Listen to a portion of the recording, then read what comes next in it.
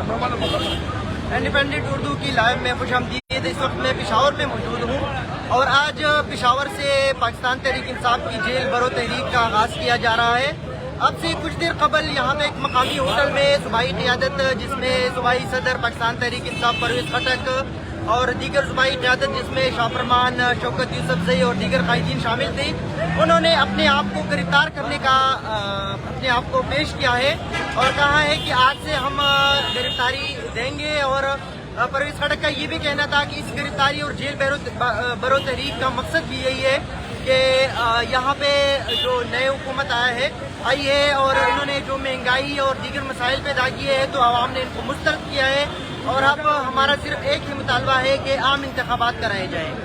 परवेज़ खटक ने ये बताया कि अगर मार्च में ज़िमनी इंतखाबात हो सकते हैं तो अप्रैल में आम इंतखाबात कराने में क्या मसला है। इसी तरह जो पाकिस्तान तहरीक इंसाफ और हुकूमत की जानिब से कहा जा रहा है कि मुल्क की हालात ऐसे है कि हम इंतखाबात नहीं करा सकते, तो इसी हवाले से परवेज़ खटक ने ये बताया कि अगर 2013 के इंतखाबात, जिस वक्त मुल्क की हालात अब से बहुत अबतर थे, इंतखाबात अगर हो सकती थी तो अभी इंतखाबात क्यों नहीं हो रहे हैं।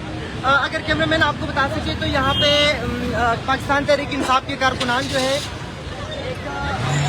लगा हुआ है की जानिब से किया जा रहा था और अब इनका प्लान ये है कि और वहाँ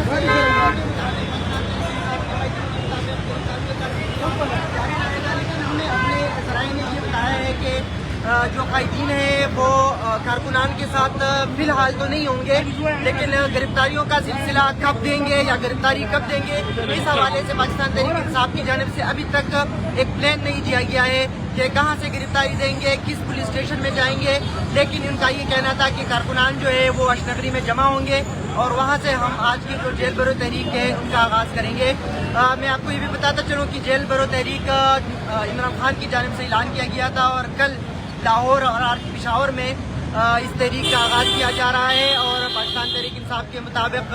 कारकुनान और सूबाई कायदीन जो है वो अपनी गिरफ्तारियाँ देंगे, क्योंकि इनके मुताबिक पाकिस्तान की मसाइल का अब वाहिद हल यही रह गया है कि जेल भरे जाए और हम अपनी गिरफ्तारियाँ दे दें। हम आपको लम्हा ब लम्हा आगाह करेंगे, तब तक के लिए इजाज़त दीजिए। अल्लाह हाफ़िज़।